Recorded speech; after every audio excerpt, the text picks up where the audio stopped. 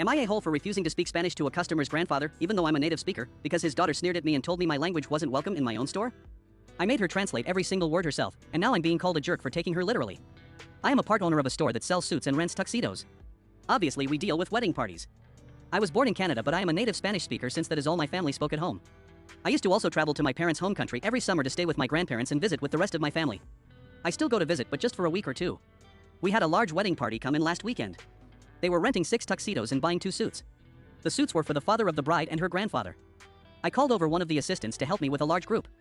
Our tuxedos are all made to fit a wide variety of bodies and be temporarily altered for a good look. Tammy, my assistant, is awesome and can mark up the alterations no problem. Our suits are for purchase only, and since they can be expensive, I usually take those myself.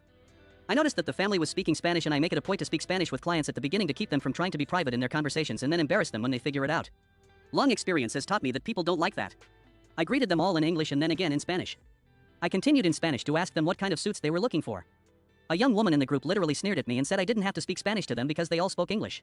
I've never encountered this attitude before, so I apologized and continued in English only. All was going well until I got to Grandpa.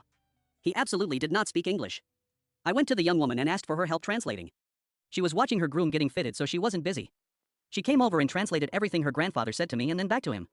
By the end, the old guy looked great in his new suit and she had completely missed the other fittings.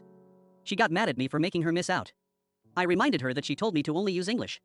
A few days later, she posted a review saying that I was unprofessional and made her translate when I spoke fluent Spanish. I responded with my side and offered to provide a video of her telling me to speak English. She removed the review when people started mocking her. She called the store and threatened to cancel the order. I agreed that might be best and said she could bring her receipt in for a full refund. The suits hadn't been altered yet, so some steen would get rid of the chalk marks no problem. I would call the supplier and cancel the tux order as well. I even offered to refund the deposit on the tuxes. Her mother brought her in. She apologized for the way she spoke to me and said that she would like to keep the order the way it was.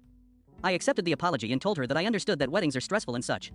My brother, who was my partner, said I was a dick for not just talking to the old man in Spanish. So, am I the a-hole?